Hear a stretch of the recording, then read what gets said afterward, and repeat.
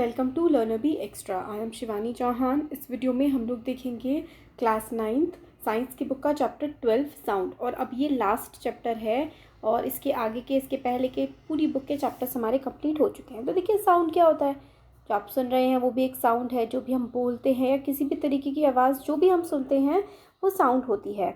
तो यही हमें इसमें बताते हैं स्टार्टिंग में कि हर रोज़ हम लोग बहुत सारी साउंड सुनते हैं, जैसे कि इंसानों की, जानवरों की, मशीन्स की, बेल्स, टेलीविज़न, रेडियोज़, इन सब की आवाज़ें हम सुनते हैं। साउंड एक फॉर्म ऑफ एनर्जी होता है which produces a sensation of hearing in our ears. तो एक फॉर्म ऑफ एनर्जी होती है साउंड, जो कि एक सेंसेशन प्रोड्यूस करती है हमारे कानों में। जैसे कि कोई देखिए बेसिकली साउंड तब प्रोड्यूस होती है जब कुछ वाइब्रेशंस होती हैं, वो वाइब्रेशन मिल करके एक साउंड की हम लोग को कुछ आवाज़ आ पाती है। तो साउंड क्या है, एक एनर्जी की फॉर्म है जो कि सेंसेशन प्रोड्यूस करती है of hearing in are years. हम लोग सुन पाते हैं, एक एनर्जी की फॉर्म है जिसकी हेल्प से हम सुन पाते हैं। There are also other forms of energy, जैसे कि mechanical energy, light energy etcetera. Mechanical energy जो कि जैसे कि हम लोग वर्क कर रहे हैं, लाइट एनर्जी जो रोशनी होती है ना, कई सारे टाइप की एनर्जी होती है, इसमें से एक साउंड एनर्जी भी होती है। तो हम लोगों ने बात की मैकेनिकल एनर्जी के बारे में। इससे पहले के चैप्टर में हम लोगों ने काफ़ी कुछ kinetic energy, mechanical energy, potential energy, है ना, बहुत कुछ देखा था। और आप लोगों ने कंजर्वेशन ऑफ एनर्जी के बारे में भी पढ़ा है। इसमें हमें बताते हैं कि एनर्जी ना तो क्रिएट की जा सकती है और ना ही डिस्ट्रॉय की जा सकती है। मतलब एनर्जी जो है ना ही आप बना सकते हैं और ना ही उसको ख़त्म कर सकते हैं, सिर्फ हम उसको एक फॉर्म से दूसरे फॉर्म में बदल सकते हैं। तो energy can neither be created nor be destroyed, it can only be change from one form to the other. तो एक फॉर्म से दूसरी फॉर्म में हम सिर्फ और सिर्फ एनर्जी को चेंज कर सकते हैं, हम उसको ख़त्म या फिर जनरेट नहीं कर सकते। जब हम लोग अब आगे हमें बताते हैं कि जब हम ताली बजाते हैं तो एक साउंड प्रोड्यूस होती है। और क्या can you produce a sound without utilising your energy, क्या आप लोग अपनी एनर्जी का इस्तेमाल किए बिना कोई साउंड क्रिएट कर सकते हैं? और which form of energy did you use to produce sound, आप किस तरीके की एनर्जी का इस्तेमाल करते हैं साउंड को प्रोड्यूस करने के लिए? कुछ क्वेश्चंस हैं जिसके आंसर हम आगे हमें मिलेंगे। इस चैप्टर में हम यही सब चीज़ें पढ़ने वाले हैं कि किस तरीके से साउंड प्रोड्यूस होती है और किस तरीके से एक जगह से दूसरी जगह साउंड पहुंचती है। तो देखिए एक फॉर्म ऑफ मैकेनिकल एनर्जी भी आप कह सकते हैं, एनर्जी हम लोग लगा रहे हैं तभी साउंड जो है वो एक जगह से दूसरी जगह पहुंच पा रही है। और साउंड को ट्रैवल करने के लिए एक मीडियम की ज़रूरत होती है। तो ये जो मीडियम है वो हवा होती है, बेसिकली पानी भी हो सकता है, वैक्यूम में नहीं ट्रैवल कर सकती। तो अलग अलग स्पीड भी होती है। ये सारा का सारा हम आगे इस चैप्टर में देखने वाले हैं। तो प्रोडक्शन ऑफ साउंड, साउंड किस तरीके से प्रोड्यूस होती है। तो एक्टिविटी 12.1 में ना हम लोग को बोला गया है कि आपको एक फोक लेना है, ट्यूनिंग फोक। ये देखिए यहाँ पर ये जो है ना ट्यूनिंग फोक ऐसा होता है कि ऐसा दिखने में होता है, और ये जो दो है ना इसको आप करके दबाएंगे या फिर कहीं पर मारेंगे तो बहुत देर तक ये वाइब्रेट होता रहता है, बहुत देर तक खिलता रहता है। तो इसको ही हम लोग ट्यूनिंग फोक बोलते हैं। तो एक्टिविटी में आप लोगों को क्या करना है कि एक ट्यूनिंग फोक लेना है और उसको क्या करना है कि एक रबर बैंड से फिर किसी भी तरीके से आप उसको हाथ से हिला दीजिए। फिर उसके बाद जब आपने उसको हिला दिया है, वो वाइब्रेट कर रहा है, उसको अपने कान के पास लेकर के आइए, आपको कैसी आवाज़ आएगी। फिर उसके बाद उसके जो प्रोंग्स हैं, प्रोंग्स मतलब ये जो है, इनको टच करिए, आपको कैसा फील हो रहा है और अपना एक्सपीरियंस, मतलब हिलता हुआ फील होगा, झंझन झंझन करके आवाज़ आएगी जब आप अपने कान के पास लेकर के जाते हैं। और फिर उसके बाद ये वाली जो एक्टिविटी है, यहाँ पे बोला गया है कि आप एक टेनिस की बॉल लीजिए, उसको यहाँ पे कहीं पर टाई कर दीजिए और उस पर एक धागा बांध दीजिए और उसको हिलाइए। फिर जब वो मूव करेगी ना, और फिर मूव वो करेगी, फिर ये जो वाइब्रेटिंग टॉर्क है, जो आपका फॉर्क था ना, टॉर्क बोला सॉरी, वाइब्रेटिंग फॉर्क था या फिर नॉर्मली फॉर्क था ना, तो आपने इस बॉल पे आप उसको मारिए, इस बॉल को इससे हिलाइए। तो हिलाएंगे तो फिर से वाइब्रेशन क्रिएट होगी, है ना। तो इससे क्या होगा, हम लोगों को समझ में आ जाएगा। Touching the ball gently with the prong of a vibrating tuning fork, observe what happens and discuss with your friend. तो आप देखेंगे कि बॉल हिलने लगेगी इस वाइब्रेशन की वजह से, और इसमें जब बॉल पे ये मारेगी फोक तो इसमें वाइब्रेशन क्रिएट होगी, आपको आवाज़ भी आएगी उसकी और आप फील भी कर पाएंगे।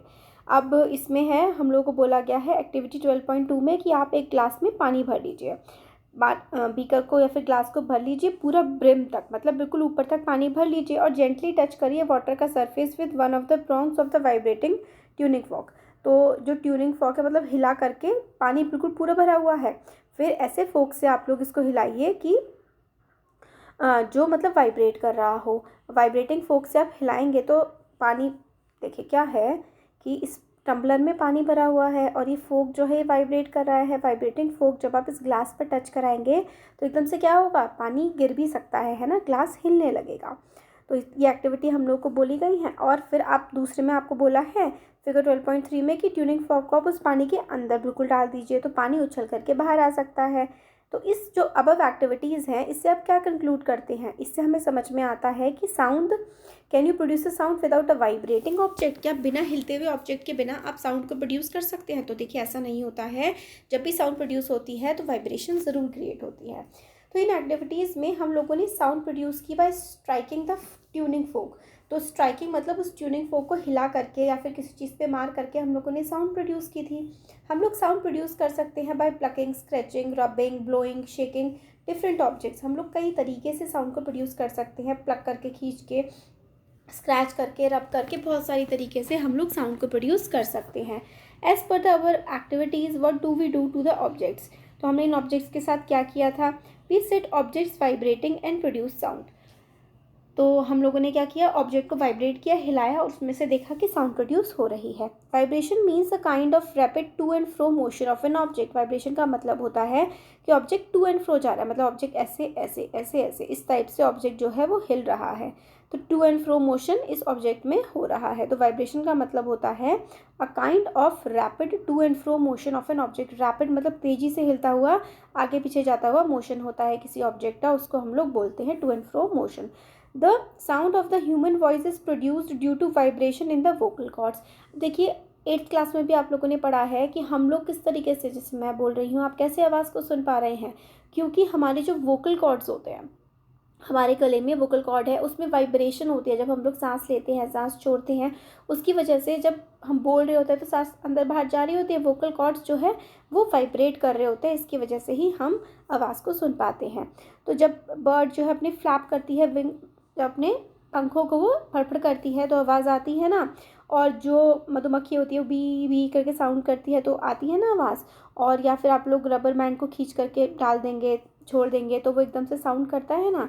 If you have never done this then do it and observe the vibration of the stretch rubber band. तो मतलब रबर बैंड लीजिए, उसको खींचिए एकदम से और छोड़ दीजिए, तो आप देखेंगे कि वाइब्रेशन सी उसमें क्रिएट हो जाती है।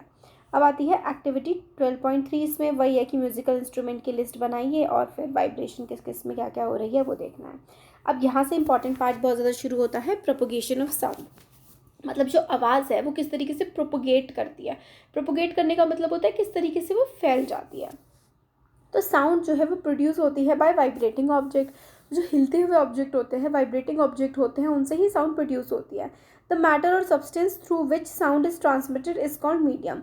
तो देखिए साउंड जहाँ से ट्रांसमिट हो रही है, मतलब जहाँ से एक जगह से दूसरी जगह पर जा रही है, उसको हम मीडियम कहते हैं। मैटर और substance through which sound is transmitted is called medium. तो मैटर या सब्सटेंस जिसमें से साउंड ट्रांसमिट हो रही होती है, पास हो रही होती है, उसको हम मीडियम कहते हैं। It can be solid, liquid और गैस। और मीडियम जो है वो सॉलिड हो सकता है, लिक्विड हो सकता है या फिर गैस भी हो सकता है।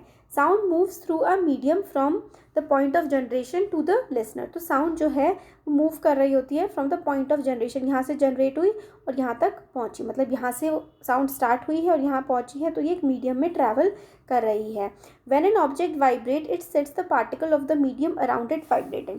तो जब भी ऑब्जेक्ट वाइब्रेट होता है ना, तो वो अपने आसपास के जो पार्टिकल्स होते हैं उनको भी वो हिला देता है। जैसे कि सपोज़ करिए आपने किसी चीज़ पे, गद्दे पे आपने हाथ मारा, तो गद्दे के आसपास के जितने भी पार्टिकल्स थे आपने उसको भी हिला दिया ना। तो इसलिए जो वाइब्रेटिंग ऑब्जेक्ट होता है वो अपने आसपास के ऑब्जेक्ट्स को भी वाइब्रेट करवा देता है।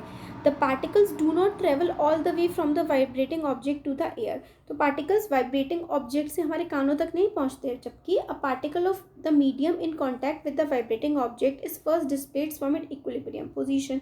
देखिए कैसे होता है, हमें आवाज़ कैसे आती है कि कोई चीज़ हिली, उसके आसपास के पार्टिकल्स जो हैं वो पहले इक्विलिब्रियम कंडीशन में थे, मतलब बिल्कुल शांत थे, फिर वो पहले वाले पार्टिकल्स उनसे आकर के टकराए तो वो भी वही अपनी पोजीशन से हिले। It then exert a force on the adjacent particle. देखिए ऐसा होता है, सपोज करिए ये पार्टिकल है, मैंने आप इसको हिलाया तो अब ये बढ़ता बढ़ता आगे जाएगा, आगे भी बहुत सारे पार्टिकल्स होंगे, है ना। इस पार्टिकल को, इसको सबको थोड़ी थोड़ी टक्कर मारते हुए चलेगा, तो फिर ये आगे और ज़्यादा बढ़ते जाएंगे अपने आसपास के पार्टिकल्स को टक्कर मारते हुए, और जहाँ पर तक आवाज़ पहुँच सकती है वहाँ तक पहुँच जाएगी। अगर आपके कानों तक यहाँ पे आप पास में हैं तो आपको भी आवाज़ पहुँच जाएगी। तो आसपास के पार्टिकल्स को वो टक्कर मारता हुआ चलता है। तो it then exert a force on the adjacent particle as a result of which the adjacent particle get displaced from its position of rest. तो अपनी रेस्ट की पोजीशन से वो हिल जाते हैं. After displacing the adjacent particle, first particle come back to its original position. तो इसने इसको डिस्प्लेस कर दिया था, हिला दिया था इसने इसको हिला दिया, इससे करके चलता जाता है. और जो पहले वाले हैं हिलाने के बाद वो अपनी नॉर्मल कंडीशन में आते जाते हैं. तो after displacing the adjacent particle the first particle come back to it original position. The process continues in the medium till the sound reaches your ear. तो इस तरीके तक मतलब एक दूसरे को हिलाते जाते हैं और जब तक कानों में आवाज़ फिर हमारे पहुंच जाती है. The disturbance created by a sound bye a source of sound in the medium travel through the medium and not the particles of the medium. तो देखिए ये क्या है, यहाँ पर अच्छे से समझिएगा. तो दिस इज़ द प्रोसेस, ये पूरा चलता जाता है. The disturbance created by the source of a sound, मतलब यहाँ से डिस्टर्बेंस जो कि क्रिएट होती है. डिस्टर्बेंस क्रिएट करने का मतलब होता है क्योंकि पहले वो रेस्ट में था एक पार्टिकल, उसने दूसरे वाले ने उसको हिला दिया ना, तो यानी कि डिस्टर्ब किया. The disturbance created by a source of sound, disturbance created by a source of sound in the medium. तो देखिए सोर्स ऑफ साउंड यहाँ से आई थी, मीडियम में जहाँ से भी ट्रैवल कर रहा है उसमें डिस्टर्बेंस क्रिएट करता जा रहा है, एक पार्टिकल दूसरे पार्टिकल को हिलाता जा रहा है. The medium travels through the medium and not the particles of the medium. तो देखिए क्या है, तो डिस्टर्बेंस जो है ना वो इस मीडियम से जा रही है, मीडियम से रास्ते से होती जा रही है, बल्कि पार्टिकल के अंदर से नहीं, पार्टिकल से किनारे किनारे से टकराती हुई चली जा रही है. तो ये है इसमें. आगे बताते हैं, a wave is the disturbance that moves through a medium when the particle of the medium set neighbouring particle into the motion. तो वेव क्या होता है, इस तरीके से वेव चलती जाती है. तो वेव में क्या होता है कि पार्टिकल्स एक मीडियम में हवा में तैर रहे हैं, तो वो एक दूसरे पार्टिकल के मीडियम में से नहीं जा रहे हैं, वो तो बल्कि नॉर्मल जो सबका मीडियम अवेलेबल है हवा में से जा रहे हैं. बट एक पार्टिकल दूसरे को क्या करता है, हिलाता हुआ जाता है. बस ये बात है. A wave is a disturbance, disturbance क्यों है वेव, क्योंकि वो दूसरे पार्टिकल को हिला रही है. A wave is a disturbance that moves through a medium when the particles of the medium set neighbouring particle into the motion. तो मीडियम के पार्टिकल्स जो होते हैं ना वो अपने पड़ोस वाले पार्टिकल्स को क्या कर देते हैं, हिला देते हैं. They in turn produce similar motion in others. तो एक दूसरे को वो मोशन में हिलाते जाते हैं. तो the particles of the medium do not move forward themselves. जो मीडियम के पार्टिकल्स होते हैं वो खुद ब खुद मूव नहीं करते हैं, but the disturbance is carried forward. तो अपने आप नहीं मूव करेगा, इसको हिलाएगा और फिर आप आगे ऐसे पार्टिकल बढ़ते जाते हैं. This is what happen during the propagation of sound in a medium. तो जो प्रोपोगेट हो रही होती है साउंड मीडियम में वो इसी तरीके से हो रही होती है. Hence sound can be visualised as a wave. तो इसको साउंड का वेव जैसा विजुअलाइज कर सकते हैं. Sound waves are characterised by the motion of particles in the medium and are called mechanical waves. तो sound are characterised by motion of particle. तो sound को आप क्या कहेंगे कि मोशन ऑफ पार्टिकल है मीडियम में and are called mechanical wave. तो साउंड की जो है वो मोशन हो रहा है, मीडियम में हो रहा है, एयर है, वहाँ पर पार्टिकल्स मूव कर रहे हैं और इस तरीके की जो वेव जनरेट हो रही है इसको हम क्या कहते हैं कि ये मैकेनिकल वेव्स जनरेट हो रही हैं. Air is the most common medium through which the sound travel. तो साउंड सबसे ज़्यादा एयर में ही ट्रैवल करती है. When a vibrating object moves forward it pushes and compresses the air in front of it creating a region of high pressure. तो देखिए जब साउंड आगे मूव कर रही होती है तो वाइब्रेटिंग ऑब्जेक्ट जो होता है ना वो भी आगे बढ़ रहा होता है. It pushes and compress the air. जैसे कि ये देखिए ये पार्टिकल है, ये आगे बढ़ रहा है तो अपने आगे वाली हवा को धक्का मारता है और फिर उसको सुकोड़ देता है. मतलब इसलिए पार्टिकल ये आगे बढ़ा, इसने अपने आगे वाली हवा को धक्का मारा, आगे बढ़ाया और उसको सुकोड़ दिया. Creating a region of high pressure. तो हाई प्रेशर का रीजन मतलब बहुत ज़्यादा वहाँ पर पार्टिकल्स हो जाते हैं. जब एक पार्टिकल दूसरे से टकराता है तो हाई प्रेशर का रीजन हो जाता है. This region is called compression. तो हाई प्रेशर रीजन तो सिकुड़ जाएगा, सब कुछ कंप्रेस हो जाएगा. This compression starts to move away from the vibrating object. तो this compression starts to move away. तो पहले कंप्रेशन हो गया, फिर उसके बाद धीरे धीरे एक दूसरे से दूर होते जाते हैं. When the vibrating object moves backward it creates region of low pressure. तो वाइब्रेटिंग ऑब्जेक्ट जो है जब वो पीछे जा रहा होता है वो लो प्रेशर रीजन क्रिएट कर देता है जिसको हम लोग रेयर फ्रैक्शन बोलते हैं. तो देखिए रेयर का मतलब ही होता है हल्का या फिर कम. तो हल्का चल रहा होता है रेयर फ्रैक्शन में. तो इसमें क्या है, वाइब्रेटिंग ऑब्जेक्ट मूव्स बैकवर्ड, पीछे की तरफ जाता है. It creates a region of low pressure called rare fraction.